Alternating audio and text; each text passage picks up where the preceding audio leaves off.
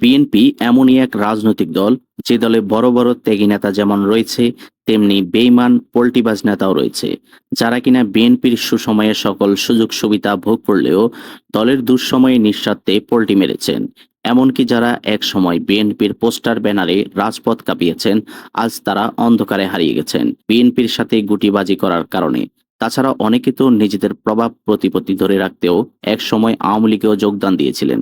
তো বন্ধুরা, আজকের এই ভিডিওতে আপনাদের পরিচয় করিয়ে দিব বিএনপির সাথে বেইমানি করা ৮ প্রভাবশালী নেতার সাথে, যারা কিনা সুসময়ে বিএনপির সাথে থাকলেও দুঃসময়ে বিএনপি থেকে পল্টি নিয়েছেন। তাছাড়া আরো জানাবো বর্তমানে তারা কে কোথায় কি অবস্থানে আছেন সে সম্পর্কেও। তো চলুন আর কথা না বাড়িয়ে ভিডিওটি শুরু করি। তবে বন্ধুরা, ভিডিওটি শুরু করার পূর্বে অনুরোধ রইল ভিডিওতে একটি লাইক দিয়ে শুরু থেকে শেষ পর্যন্ত দেখার। শাহজাহান ওমর দুর্নীতি ও ক্ষমতার লোভে শেষ হয়েছে এক সময়ের হেড়ামলা রাজনীতিবিদ, বিএনপির সাবেক ভাইস চেয়ারম্যান ও আলোচিত সংসদ সদস্য ব্যারিস্টার শাহজাহান ওমরের রাজনৈতিক ভবিষ্যৎ। দীর্ঘদিন বিএনপির রাজনীতিতে থাকা এই বিতর্কিত নেতা দ্বাদশ সংসদ নির্বাচনে হঠাৎ আওয়ামী লীগের নৌকার প্রতীকে প্রার্থী হয়ে একুল ওকুল দুই দিক হারিয়েছেন। বর্তমানে তিনি রাজধানীর আদাবর থানার গার্মেন্টস কর্মী রুবেল হত্যার মামলায় গ্রেপ্তার হয়ে কারাগারে আছেন। অথচ গ্রেপ্তারের কিছুদিন আগেও ধম্বভরা স্বরে বলতেন, আমি মুক্তিযোদ্ধা, এসব মামলা আমার কিছুই করতে পারবে না, আমি আবার মন্ত্রী হব। এমনকি সাংবাদিকদের উপর ক্ষিপ্ত হয়েছিলেন তিনি। নির্বাচনের পর তার প্ররোচনায় ঝালকাঠি রাজাপুরের অনেক বিএনপি নেতা আওয়ামী লীগে যোগ দেন। দলীয় নেতাকর্মীদের মতে ক্ষমতার লোভ ও দুর্নীতি থেকে রেহাই পেতে তিনি বিএনপির সঙ্গে বিশ্বাসঘাতকতা করেছেন। ফলে তিনি এখন শুধু ঝালকাঠির বাসিনের কাছেই নয়, সারা দেশের মানুষের চোখে মির্জাপুর হিসেবে পরিচিত। অনেকে আরো বলেন, শাহজাহান ওমর আসলেই আওয়ামী লীগের ঘনিষ্ঠ এজেন্ট হিসেবে কাজ করেছেন। ঝালকাঠিতে বিএনপিকে দুর্বল রেখে ব্যক্তি স্বার্থে কোটি টাকার মালিক হয়েছেন। সব মিলিয়ে এক সময় প্রভাবশালী এই নেতা আজ নিজের লোভ ও বিশ্বাসঘাতকতার বলি। মিজানুর রহমান সিনহা। একমিক গ্রুপের কর্ণধার ও শিল্পপতি মিজানুর রহমান সিনহা এক সময় ছিলেন বিএনপির প্রভাবশালী নেতা। মুন্সিগঞ্জ ২ আসন থেকে বিএনপির মনোনয়ন সংসদ সদস্য নির্বাচিত হয়ে ২০০৩ থেকে ২০০৬ সাল পর্যন্ত স্বাস্থ্য ও পরিবার কল্যাণ প্রতিমন্ত্রীর দায়িত্ব পালন করেন তিনি। তবে দলের কঠিন সময়ে ২০০২ সালের ২২শে জানুয়ারি তিনি হঠাৎ পদত্যাগ করেন। প্রকাশ্যে কারণ দেখান বয়স ও অসুস্থতা, কিন্তু রাজনৈতিক মহলে জানা যায় ব্যবসা বাঁচাতে তিনি হাসিনার রোশানল এড়াতে দল ছাড়েন। তবে সেই অজুহাতের মিথ্যাটা ধরা পড়ে সম্প্রতি, যখন তিনি আবারও রাজনীতিতে সক্রিয় হন। ফেব্রুয়ারিতে ঘোষিত নতুন মুন্সিগঞ্জ জেলা বিএনপির আহ্বায়ক কমিটিতে তাকে আহ্বায়ক করা হয়। ফলে পল্টিবাজ নেতা মিজানুর রহমান সিনহাকে আবারও বিএনপির কমিটিতে স্থান দেওয়ায় খেপেছেন অনেক ত্যাগী নেতারা। তৈমুর আলম খন্দকার। নারায়ণগঞ্জের তুখোর রাজনীতিবিদ তৈমুর আলম খন্দকার একসময় ছিলেন বিএনপির চেয়ারপারসনের খালেদা জিয়ার উপদেষ্টা, কিন্তু অর্থ ও ক্ষমতার লোভেই তিনি দল থেকে সরে যান। ২০২২ সালের ১৬ জানুয়ারি দলীয় সিদ্ধান্ত অমান্য করে নারায়ণগঞ্জ সিটি কর্পোরেশন নির্বাচনের মেয়র প্রার্থী হন। এই কারণে প্রথমে উপদেষ্টার পদ হারান, পরে বহিষ্কৃত হন বিএনপি থেকে। তবুও তার বাড়ি বিএনপি নেতাকর্মীদের আড্ডাস্থল ছিল। কিন্তু দ্বাদশ জাতীয় সংসদ নির্বাচন সামনে রেখে তিনি আওয়ামী লীগপন্থী তৃণমূল বিএনপিতে যোগ দিয়ে মহাসচিবের দায়িত্ব নেন এবং রূপগঞ্জ আসনে প্রার্থী হন। ভেবেছিলেন আওয়ামী লীগের ছায়ায় সংসদে পৌঁছাবেন, কিন্তু ফল উল্টো। মাত্র ৩,০০০ ভোট পেয়ে জামানত হারান। রাজনীতির মাঠে ব্যর্থ হয়ে এখন তৈমুর আলোচনার বাইরে। কেউ কেউ বলছেন, লোভে পাপ, পাপে মৃত্যু। এই প্রবাদটাই তার জীবনে বাস্তব হয়েছে।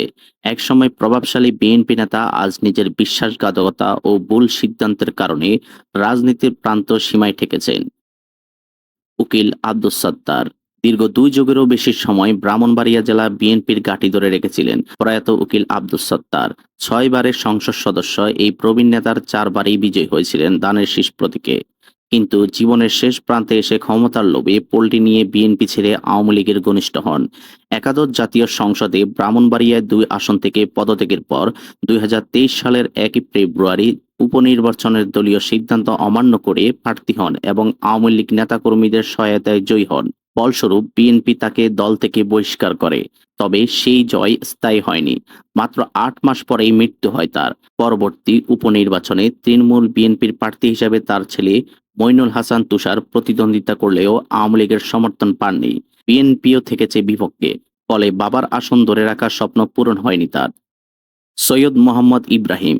সাবেক সেনা কর্মকর্তা ও বাংলাদেশ কল্যাণ পার্টির চেয়ারম্যান, শেষ পর্যন্ত পল্টি নেন। বর্তমানে তিনি পলাতক। অজ্ঞাত স্থান থেকে এক সাক্ষাৎকারে তিনি জানান, দ্বাদশ জাতীয় সংসদ নির্বাচনে অংশ নিলেও তিনি বৈষম্য বিরোধী ছাত্র আন্দোলনের পক্ষে ছিলেন।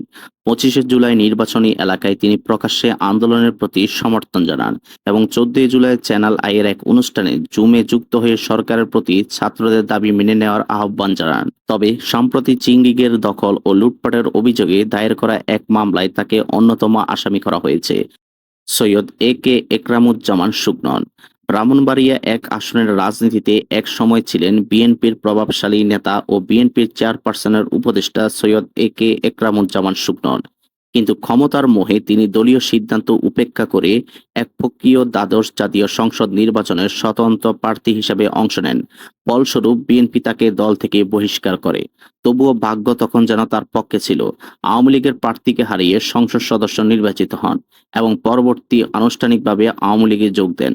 কিছুদিনের মধ্যেই ক্ষমতার দাপটে বদলে যায় তার ভাষা, আচার আর আচরণ। কিন্তু রাজনীতির চাকা ঘুরে দাঁড়ায় দ্রুতই। গত 5ই আগস্ট ছাত্র জনতার অভ্যুত্থানে আওয়ামী লীগ সরকারের পতনের পর শোকনের পতনও অনিবার্য হয়ে ওঠে। এক সময়ের এমপি এখন হয়ে গেছেন পথের কঙ্কাল, দলহারা, পথহারা এবং মুখ লুকিয়ে থাকা এক পলাতক নেতা। তার বিরুদ্ধে ইতিমধ্যে একাধিক মামলা হয়েছে দুর্নীতি ও অনিয়মের অভিযোগে। জানা গিয়েছে তিনি চট্টগ্রামের কোনো এক পাহাড়ে লুকিয়ে আছেন। মোহাম্মদ মঞ্জুর আলম। মঞ্জুর আলম একজন বাংলাদেশী রাজনীতিবিদ এবং চট্টগ্রাম সিটি কর্পোরেশনের সাবেক মেয়র। তিনি 2010 থেকে 2015 সাল পর্যন্ত চট্টগ্রামের মেয়র ছিলেন। মঞ্জুর বাংলাদেশ আওয়ামী লীগের মাধ্যমে রাজনীতিতে যোগদান করেন। দীর্ঘদিন চট্টগ্রামের উত্তর কাঠুলি এলাকায় কাউন্সিলর হিসেবে দায়িত্ব পালন করেন। 2010 সালে চট্টগ্রাম সিটি নির্বাচনের পূর্বে তিনি বাংলাদেশের জাতীয়তাবাদী দল বিএনপিতে যোগদান করেন এবং বিএনপির প্রার্থী হিসেবে মেয়র নির্বাচিত হন। সে সময় তিনি বিএনপির চেয়ারপারসনের উপদেষ্টা হিসেবেও দায়িত্ব পালন করেন।